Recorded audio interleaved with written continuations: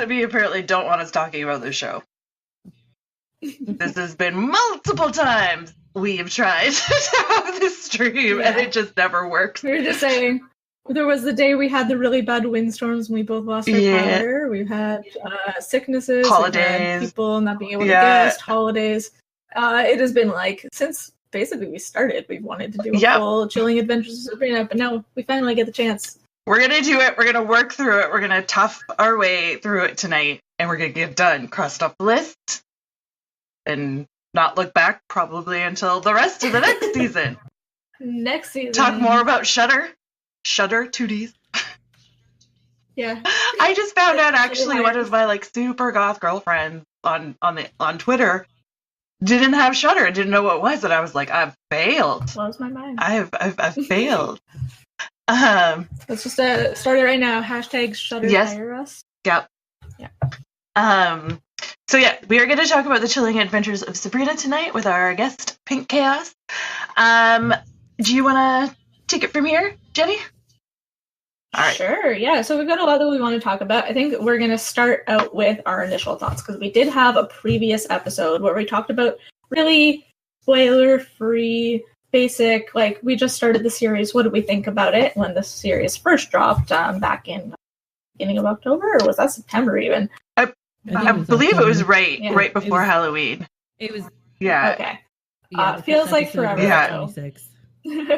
But when it first started out, we just said our initial thoughts on the show. So I think that's a good place to start out, which is just your general, what did you think of the beginning of the show, getting into it, your kind of just quick, point by point, I liked it, yes, no, I thought it was cute, yeah, that kind of stuff. And then we can go from there. Well, for me, I liked it. I have problems with it, but overall, I like it. Yeah, I was maybe the other way around. When I started out, I hated it. I almost turned it off after the first episode. Now, it did also come out at the same time as the was the Haunting of Hill House. Yeah. And so we watched the first episode of Sabrina, went, let's watch the first episode of Haunting of Hill House. Oh, this is vastly superior, and I didn't go back to it for a while after that, because it was just this Instagram aesthetic. It was definitely more style than substance, and it was giving me some issues with that. But as it went on, I liked it more and more with each episode. That's fair enough. I mean, they are two separate like levels, though. Like, the Chilling Adventures of Sabrina is a fantasy teen drama, whereas The Haunting of Hill House is an adult horror show. What were your thoughts on it, Pink? Well, I don't know if you guys are old enough to remember the original Sabrina. Oh, yeah. That was more kid-like and family-friendly. I feel like this version was excellent as far as bringing a fresh aspect to the whole storyline. To be fair, it kind of reminded me how they redid Archie, because I believe it was the same producer that did that did the what's that new show on Riverdale? Riverdale? Yeah, Riverdale. So it was kind of, I was hesitant at first because I've never really been into the cutesy witch shit stuff. Sorry. No, it's fine. And but I think they did a pretty good job with it, to be fair. Yeah, it was all of it is filmed in the Vancouver area, all of Riverdale, all of Chilling Adventures of Sabrina. I guess what they do is like they finish up one season of Riverdale and then they go into the season of Sabrina, and it's just this like constant Archie thing that they've got going on here. But it's, same deal, very like teen drama, and I wasn't exactly sure how I was going to feel about that going into it. Yeah, I mean, and I didn't get a chance to ask you this, Pink, and that is my bad. It is based off a comic book series, The Chilling Adventures of Sabrina, which is actually a lot darker than the show. And that's kind of what we talked about for the most part. In our first episode was the comics and where we thought it would go. And if you are interested, I can send you an e-copy of the first volume of that, Pink, if you'd like, after the show tonight. Yeah. Sure. Just so you can sort of compare to like what the original storyline was from the comic and, you know, where they took it in the show and everything. We talked about casting and all of that stuff kind of last time, which was so like based on the comic. You know, did they do a good job of casting? Yeah, I think overall they did an excellent job of casting. Yeah. Everyone seemed a lot very similar to what the comic book characters looked like, up to the point where the character who played a teacher, we're totally fine with spoilers at this point. Madame Satan. Lots of time to get all the way through it. Madame Satan. I called her that during the first episode, having not seen the entire series, and you looked at me like, and I was like, "Wait, is that spoilers? Because that's just a thing I know from the comics." I just didn't want to ruin it for anyone. Big reveal. I was like, "Oh, big reveal for me." Oh no. But yeah, the casting was done really well. However, when it comes down to character likability, and this kind of rips off your tweet that you had earlier, who did you prefer, Harvey or Nick? Which boy? For me, Nick. It's neither, but I think Nick should be like one of her best friends, and I really can't stand Harvey at all. I can't stand Harvey either. He's weird looking and kind of annoying. I go Nick, just like if we're picking between the two, but obviously, yeah. Like honestly, if there's an option, can we just pick Prudence? Prudence, yeah. Yeah, Harvey, he's supposed to be this big like teen heartthrob. I'm like, no. Yeah. I mean, it's very realistic, kind of whiny baby for boys that age. He's very emotional and he's got a lot going on at home. And it's understandable, but I think partly it was like, I guess, being used to the 90s series, like, I want this effervescent football guy. I wanted a little bit more macho, but they wanted an Archie. They went artsy, yeah, which is weird because, like, if I were in high school, I'd be going for the artsy and not the macho. But in this series, I feel like that's always what it was with the comics. Yeah, it is very, very true. Were there any for you, Pink? Were there any characters that stand out or that you don't like or that you wish were done differently? Well, I really didn't like Harvey, but I'm not really one for the beta male personally. That's not really something that I find interesting. His refusing to support her when she comes out and tells him about her powers was really kind of disappointing. For someone that, you know, claims that he loves her so much, et cetera, et cetera. But at the same time, they are 16-year-olds, and I feel like the whole love dynamic is a little excessive for that age. You know, I looked at it, and they're acting very adult-like, and he's, you know, dealing with some very adult issues, and it seemed like they were trying to make the show a little bit older than what the characters' ages really were. Yeah, it's super weird because everything is all the situations they're put through and everything are very adult, and I feel like I looked at it through the gaze of like, as an adult looking at this, how would I deal with this situation? And then when all of a sudden someone deals with something like a teenager would, it's like, what are you doing? Why are you being so immature? Yeah, like, exactly. Early in their 15s, something like that. So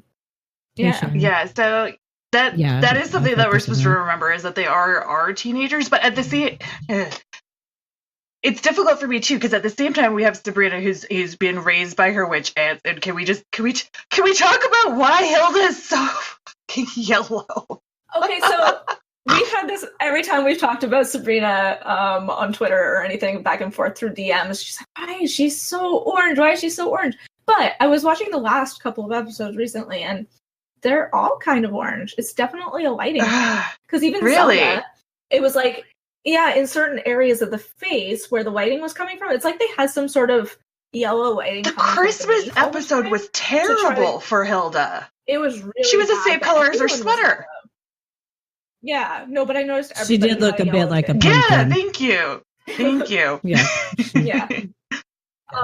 And there were even times where Zelda was looking. I'll have to there, like weird thing going on. With rewatch it, like for the visual half of it, to inspect that half, because when I'm trying to take in the show and everything like that, I can only be like, wow, she's yellow, and then comparatively, people don't look like that much. It's really intense. When Zelda's super pale. Yeah. I don't know. It was weird. So, but I like the ants. The aunties are so sweet. Ambrose is probably my favorite character. Ambrose is amazing. Like, just this shining little star. He stands out in every scene that he's in, and I don't know if it's like his attitude, his like demeanor, or if it's his clothing or something. But I'm just like, my eyes are always on him, no matter what. When he's in, he's very he illuminates from like within. I feel like a lot. You know, he draws attention to himself for sure.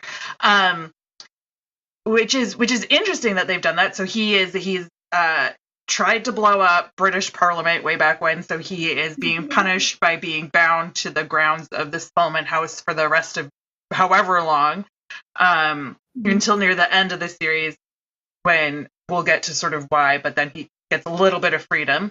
And then one thing they can do in this series is they can astral project, you know, elsewhere, but only for a little bit, or they die. There's like, the birds show up, which is kind of strange, but you know, I thought it was a cute way to show how, like, this is your timer. For sure.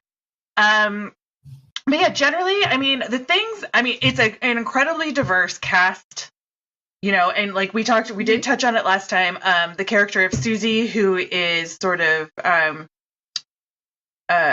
gender non-conforming, non-binary-ish, but not quite, but gender non-conforming for sure. She's played by a non-binary? I want to make sure I'm using my terminology correctly here. Yes, a non-binary actress or actor. I guess actor is the all-incoming term with now. ER, and an actor, a non-binary actor, so that they could kind of give the production team and the writers a bit of a say in what it's like. So originally, this character was supposed to be trans and was going to come out within the first couple of episodes. Oh, that would have been too much. Or their friends, rather.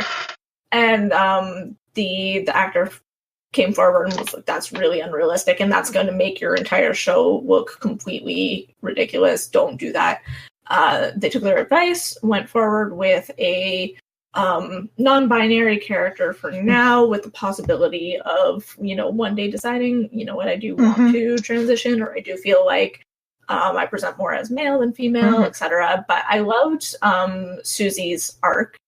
I thought that was really well done because they gave the actor a say in it and gave them a chance to slow things down, and it was done really well. That at the beginning you're like, you're really thinking like, okay, this is where it's going to end up. But by the end of the season, they haven't gone forward with that. But they did include a really interesting character in Susie's aunt, who back in the day was like a frontier woman, but who was very, guess not conforming to the gender roles of the time. No dresses, like wearing pants, going out there kicking ass, helping people out, being a really good ally. And I thought that was spectacular. That gave Susie someone to look up to positively, because at the beginning of the season I was like, this is going to end up really depressing. So they did a good job there. Yes, I think they really handled that whole situation well. And then you have Ambrose, who I want to say is bisexual. Because of the whole thing with Prudence and the orgy up in the bedroom. This is not your old Sabrina at all. My go-to is that anytime a character is not explicitly explained as gay, if they are interested in the opposite sex, I'm like, oh, they're just bi until proven otherwise. Like, there's no need to, you know, come out and say, okay, this is definitely a gay character, because we don't know yet. But there's a lot of interesting stuff going on. And I'm going to rotate back to Pink again, because I think we both kind of just rode over her there in the characters of choice. No problem. Go ahead. It's fine. It's fine. No, I'm sorry. I didn't read the comic, so you guys have a little bit of an unfair advantage there. So.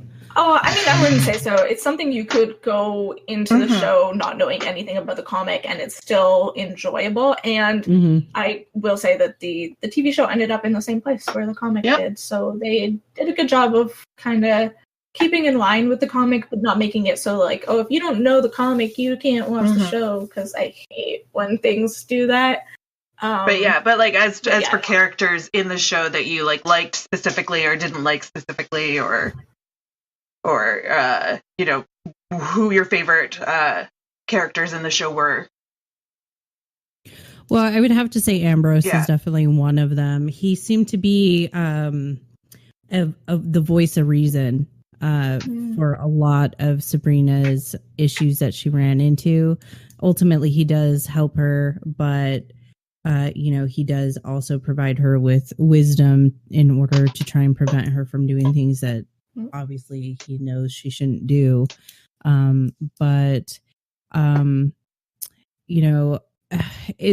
It's there's a lot of characters in there. I mean, I really like Prudence too, because she really is a product of her environment. If you think about it, she seems like she's so bad and everything, but in reality, a lot of that is because of who her father is. And she ends up ultimately paying the price for that when she realizes that he doesn't really care. In that, I can't remember which episode that is, where you could just see it. Like the actress herself did a really good job portraying that as well.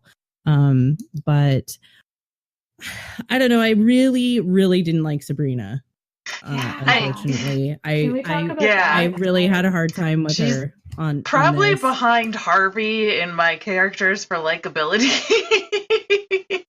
Yeah. I'm just like, what are you doing? She seems very selfish. Dumb girl. Like, stop it. Yeah. She's very selfish.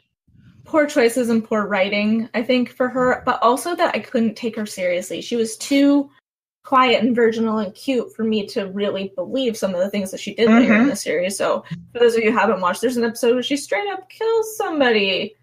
And she's like, oh, it's fine, because we can undo this, ha ha ha. And like, but I still, like, I don't think that you really know what you're doing. And I don't know if maybe I should just kind of segue into the next bit of the conversation here with that. But a lot of the stuff that I ended up disliking Sabrina for was because I don't think that she came across as a very good ally. So they have this entire group that they're calling Wicca, and it's all about the women intersectional and community support thing. Bringing together an LGBT group and having a safe place for all of these people to talk about social issues and help each other out and help out their community. And I'm like, oh, this is really great. But almost every time there was a problem, Sabrina was the one who came forward with the answer. I'm going to fix it. I can solve it. And kind of sometimes I felt stepping on other people's toes, where you've got like her Black best friend and her non-binary best friend. And you're just like, well, but my problems come first. And, oh, well, don't worry. I can solve all this with witchcraft without getting your consent. There was like so much stuff I had a problem with when it came to white feminism in this show. Did you guys pick up on any of that? A little bit. It definitely is, because like, if I know that the shows are completely different levels, but if we go back to the show from the 90s, all this stuff that she was doing to her friends constantly and on spells she was were over really, dumb teenage things. Yeah, like not bringing people back from the dead, not killing people to bring people back from the dead, like all of the stuff that she's doing that so intense, and like it's not like and she's supposed to just be learning, right? Yeah, and it feels like she's learning the physical aspect of being a witch, getting these powers, but she hasn't learned any of the moral aspect of things, which I think is super weird, because everyone else is like, yeah, I'm a witch, I'm gonna do amoral stuff in the name of our Lord Satan. And she's the one that's supposed to be like, well, I'm half human, and so I have this moral compass then, like a religious moral compass of being baptized and being technically Christian, that I can make these decisions better than my witchy aunts or whatever. And she didn't really grasp what she was doing to other people. I feel like she did, though. I mean, I feel like she did. So you think maybe she was just being a little shithead teenager? I feel like that she was very one-sided. She knew, with Ambrose and then when they told her not to go look for her mother, when they told her not to, bring Harvey's brother back from the dead, and she did it anyway. It gravitated more towards selfish. What's the word I'm looking for? I feel like it gravitated more towards her selfish endeavors instead of what was actually really truly right for them. She had no forethought on the fact that her boyfriend's brother was going to come back a freaking zombie, and that the trauma that Harvey experienced based on that.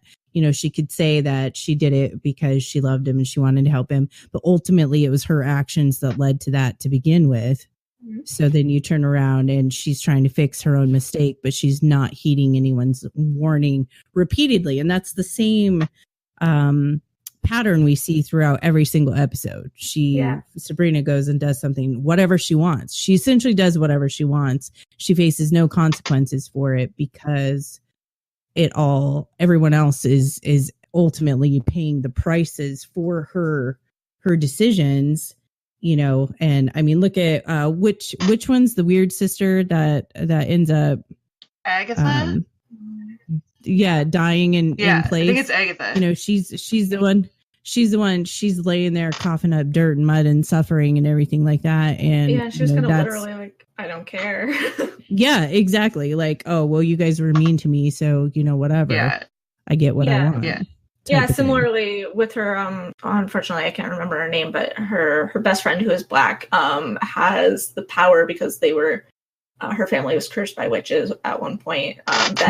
She loses the sight, she gains foresight, and she gets these like prophetic visions that Sabrina was just kind of pushing her like, well, let's go over to Harvey's house. You can touch his brother and see if you get any more. And it was all very self-serving, little bit narcissistic. I wonder if that comes from, or if the writers intended for that to be the idea that like she's this only child raised by aunts, super special because she's half mortal and half witch, that it's like growing up knowing that all eyes are on you and you're important and the Dark Lord wants me, so I can just do what I want and get away with it. Because there were definitely some situations where I think knowing that the Church of the Night wants her so bad and knowing that they want her to sign the book, she was just like you guys, I can do what I want because you want me that bad, you're going to do it anyway. I would agree with that. Yeah, but I guess I don't feel like she makes a very good ally, given that she was all about herself all the time.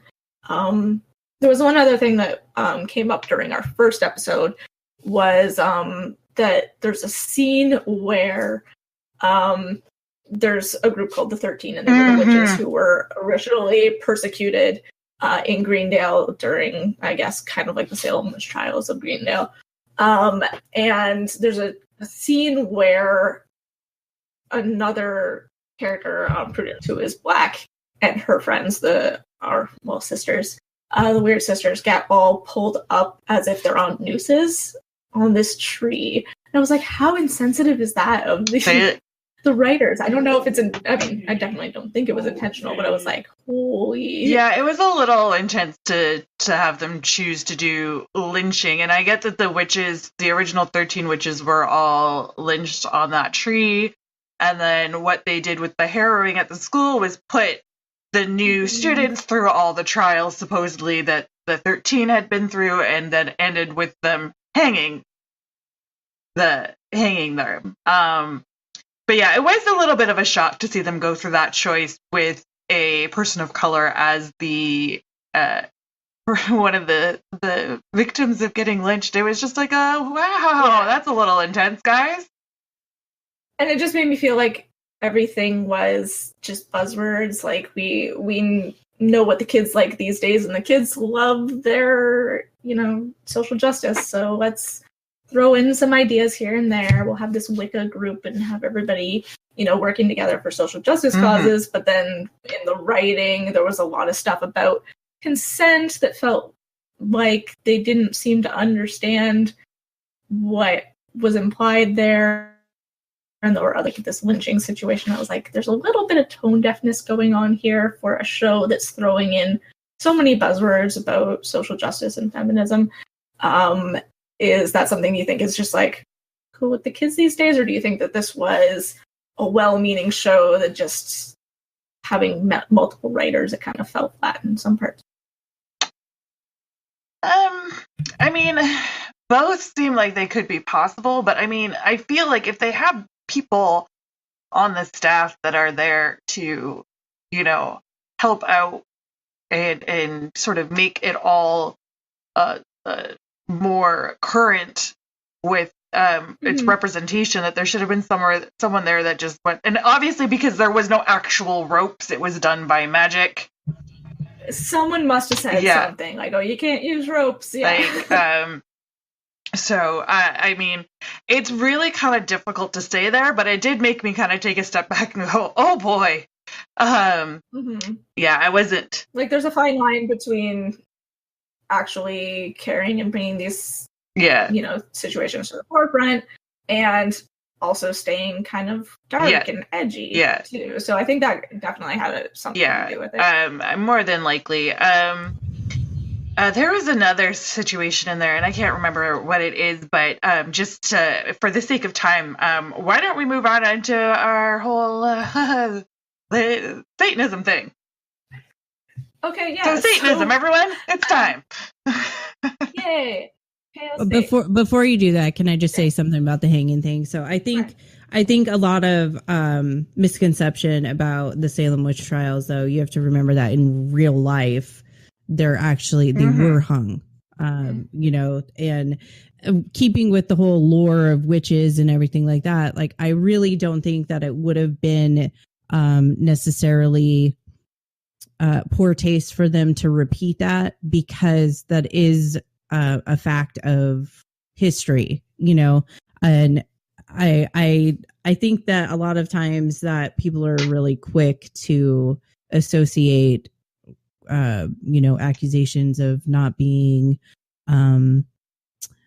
proper or being PR related when you know what I mean. I understand your perception on that, and I agree to an extent, but I also think that, you know, by showing them, by putting them through the same hazing essentially, that the witches back in true history, I don't think that would have necessarily been inappropriate. Is it wrong? Obviously it was wrong to accuse 200 people of being witches and hanging them or burning them or drowning them, you know, but I mean, it's just a small part of our history that really, I think they were trying to portray, and they did it in a way with magic so that it would be less offensive, perhaps. Yeah. And like, I totally think it's really important to bring up that, yes, like the Salem witch trials and the hangings were definitely a thing that actually happened. I suppose I just worry more about the optics of, like, because that's not something that we hear about every day, but we also still see people, like, you know, putting up effigies of Black children and hanging Barack Obamas from street signs and stuff like that, that were I, you know, a Black person living in the States probably and going through that stuff every day, that would be a little bit like, oh my God, they just did that. But definitely not my place to speak on that entirely either. I'd love to have some conversations and read some articles about what actually, like, you know, POC living in the States think about that, just because of the sensitive nature of it at the moment. For sure. Yeah. For sure. Big topics today. Yeah. Okay. So Satanism. So when we last talked about this, I'm just gonna go ahead then. So as someone who considers myself a living Satanist, like, this show is super all over the place with its portrayals of Satanism, and I can't really speak to the Wicca side of things because I'm like super light on that. It's definitely not a representation of Wicca. Satanism in general it's an atheistic quote unquote religion, so we aren't, you know, really believing in Satan and worshiping Satan, but the core concept is do whatever you want, live life to the fullest, but make sure that you have consent first. And as we've already talked about a little bit in our last segment, there's a lot of lack of consent in this show. The entire idea of this is that the Church of Night wants to get Sabrina to sign her name in the book and give her life over to Satan. be his follower, do as he says, and she finds out that it's not all that is cracked up to be and doesn't want to sign anymore, but they're still forcing her to do that. And there's a point where they're like physically taking her hand and writing her name in there when that's not something she wants to do. Seeing this idea of Satanism come up over and over again in terms of like aesthetics and, you know, showing a Baphomet statue and like Baphomet himself walking around all the time, I felt a little bit not offended, but just taken aback by the fact that they were doing that. But then every time consent came up in this show, whether it's like casting spells on people or signing the book, it was never even brought up that wasn't okay at any point. I thought that was the really only weird. time I believe that it was sort of brought up that it wasn't okay was when they were physically making her try to sign the book. And she was like, this is not okay. You said that I'm had okay free will and that, you know, this is not what you explained to me and I'm not going to do this. And she ran away. And then the rest of the season is them manipulating her so that she will need the power. And so she will have to sign her name in the book so that he can give her the power to save her friends and family. Yeah. Yeah.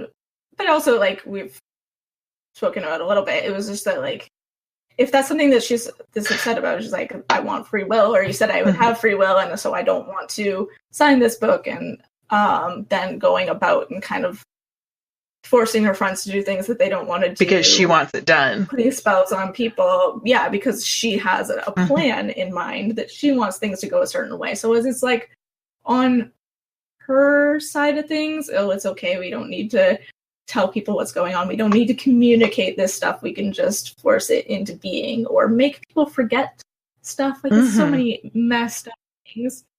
And then I guess it's just the entire idea of like the Church of the Night not being okay with, or rather being okay with forcing people to do stuff, but then taking the entire aesthetics of Satanism and core concepts of Satanism and twisting them a little bit. I was like, if I were any more vocal about this stuff, I'd be kind of on Twitter being like, this is not Satanism, dear Chilling Adventures of Sabrina. But, yeah, and the witchcraft aspect, Wicca itself, Wicca is a religion. Witchcraft is not. Okay, so here's the thing: is you can be a Wiccan and be a witch. You can practice witchcraft and be a witch. You can be practice witchcraft and not be Wiccan. So when it comes to witchcraft as sort of a general thing, aside from like Hilda and her herbs, there's not any representation really. Yeah, Hilda was a total kitchen witch. I love that. She really was. Obviously, you know, Zelda was definitely a much darker witch, which is fine. There are those out there still these days. You've got black witches and whatnot, but I'm not here to go all into like the witchcraft and Wiccan aspect of everything. That's a whole another thing we can talk about another time on another topic. But yeah, so, I mean, when we did last talk about it, the Satanic Temple was suing Netflix and the Chilling Adventures of Sabrina because of the use of the statue. Apparently, they settled out of court. Yeah. Basically, they got their name in the credit. They got an undisclosed settlement amount, and the artist or the person responsible for putting the statue in the show did not, when she got a copy of it or whatever, she didn't provide sources or anything like that. So she's probably been let go and cut off or whatnot. I actually have insider info on that. I'm friends with a guy who does the finding places for filming, whatever the locations, scouting. And he knows a guy who works on Sabrina for doing location scouting, and that lady who did the set deck was fired. She didn't loop anybody in with it, because we've worked with people who work for the CW and Netflix before, and we know that if they need to use any sort of like comic book or action figure or whatever, it all has to be sent to their legal department first, who okays the likeness of everything. before it actually goes forward. So this person didn't do that when it came to this statue. Someone thought they just designed it themselves, or like, this is, just the way that Baphomet always looks, so we'll just put it in there. And, she didn't get let go, rather. She quit. Yeah. She stepped down from her position. Forced retirement. Yeah.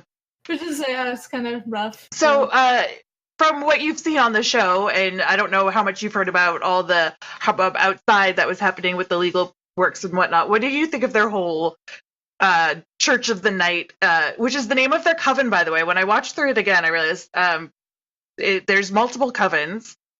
Theirs is the Church of the Night, and the Dark Lord for them. So, what is your whole take on the whole thing, Pink?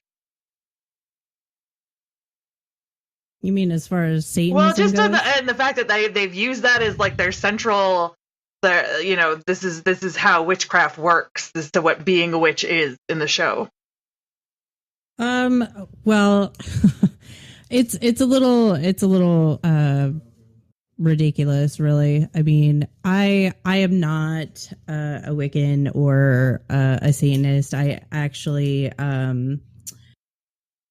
grew up Roman Catholic and have a bachelor's in theology. Nice. So I never I never really cared what people do. I don't judge or whatever.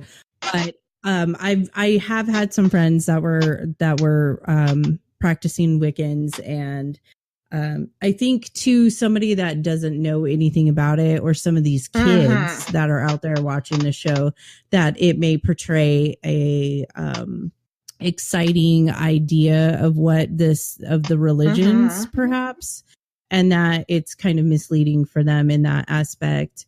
But I also, I also think that the way they took that with the you must have permission, and then they kind of ran with it, and it was, trying to force it. I think that they kind of played with the idea of how, everybody perceives Satan as he's this, deceitful, he's deviant, he's a trickster, he's this, he's that. It's very similar to some of the things that we see in like Supernatural and some of the other shows that are out there that have a lot to do with witchcraft and Satanism and, the dark forces culture.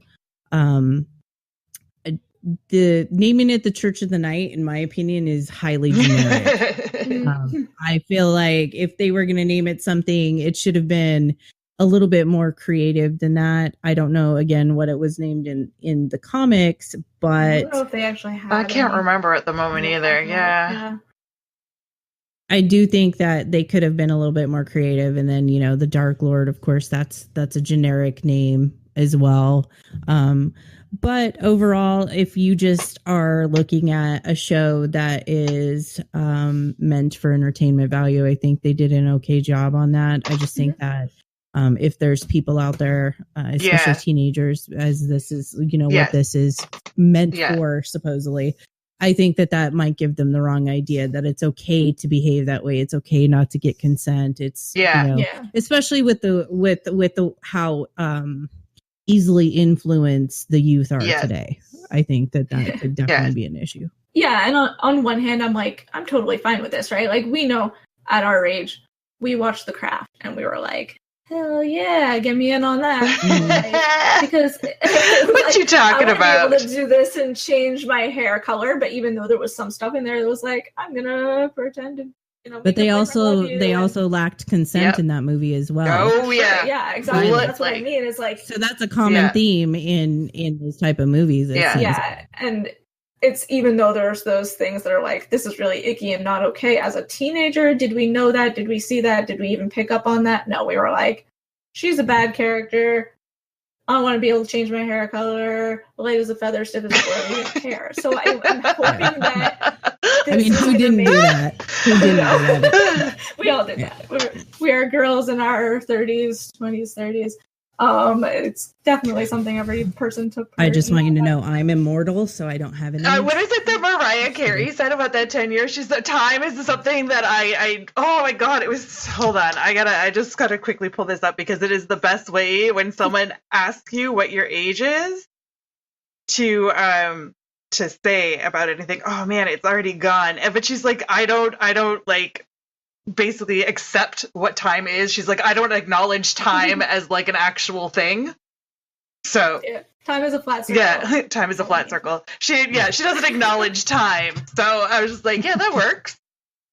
That's beautiful.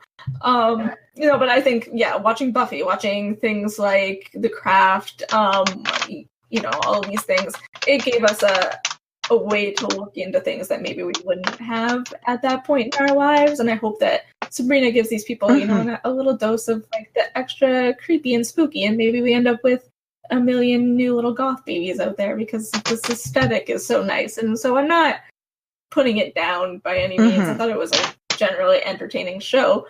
What do you guys think about it as a whole, though? So having finished the entire series, were there any favorite episodes or things that stood out for you? You're like, did you like it by the end of it? I mean, you started out? I definitely I like it, and I'm definitely going to watch more of it, and I'm excited to see how it expands further.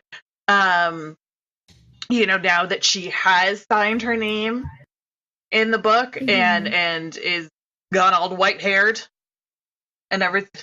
And it almost felt like an empowering moment that, like, even though she got manipulated, it was her choice to do it in the end. Yeah, exactly. And that now, by making a choice or having a choice, she gained power from that. I thought that was... Yeah, I also think that also when it actually did happen, she kind of, like, got off on the power and, like, how much power that she had access to.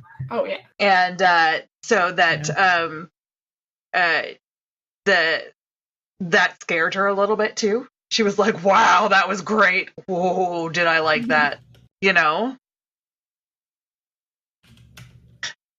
Yeah, for me, by the end of it, it grew on me. But I still had I'm going to be honest, like, it took me forever to finally finish it last week. I know, I was like, have you watched it? You're like, no.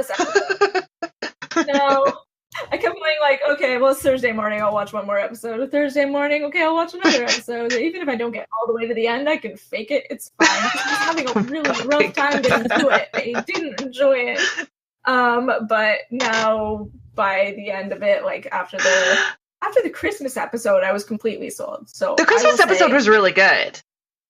It was really good, and I hate Christmas by the time I actually watched it, and I was like, oh no, do I have to? But I'm glad I did, because my two favorite episodes were the ones that kind of reminded me of Buffy. Yes. They were like Creature of the Week. Yeah, the Monster of the Week thing, scary nightmare monster who was like forcing them all into endless nightmares and having to confront their worst nightmares. And then the Christmas episode, which was like one part creepy Krampus tries to turn kids into weird dolls, and one part like folk. That felt well, the whole lighting of the Yule log to keep evil spirits out of the house thing, like that is the little close to home there in reality wise. I also kind of wonder too, is it because there was what was there, like 12 episodes? 13? There 13, was, I think, if you count the Christmas one. 11. Okay, so they had 11 episodes. Didn't know if they were going to be renewed, so they had to do like a complete story arc in a very short amount of time. They couldn't really stretch it out and do things like Monster of the Week or anything like that, and then let the storyline take a back seat, because then we'd end up with like a cliffhanger sort of thing if they didn't get renewed again, which they have been renewed for 2 more seasons now with Netflix. So I'm hoping then that they give it a chance to just smaller one. Yeah, I'm hoping it will be a lot more fleshed out. In the future. So it's definitely like, and we have to again remember that it is meant to be aimed at teenagers. It is meant to be aimed at a young adult sort of crowd. So I mean, it's not going to be fully serious. And in-depth and introspective. Yeah, exactly. I'm totally fine with taking a backseat and being like, this might not fully be for me, but at the very least I can watch it and it'll be entertaining. I'm not looking for anything more than that. It was a really good show to just put on in the kind of little background.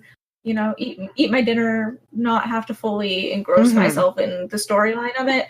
And for that, I'm definitely happy, because I think we need more things that arc over this like the creepier, darker vibe without being so serious. Because I know for me, I have those nights where I'm like, I just want to go home and watch a horror movie, but I don't want like I don't want something that's going to disturb my sleep.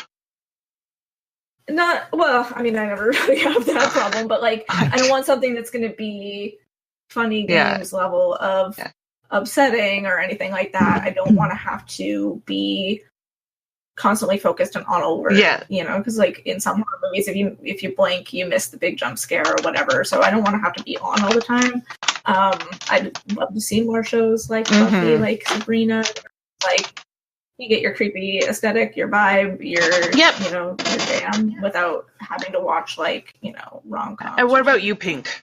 So, well, one, is it bad that I actually fall asleep really well to horror movies? No, I do too. Some of the best sleep I've ever gotten is watching The Grudge. So I mean, yes. I don't know, but I really enjoyed the show overall. If you don't try and look into it from like a psychological perspective, or if you take out any of the aspects that could potentially cause a more in-depth discussion, I feel like it's pretty well put together. I enjoy it quite a bit more than I did the original Sabrina. The original Sabrina was like the girl next door wearing pigtails. Harvey was absolutely lame. That was never a show. I mean, when I was,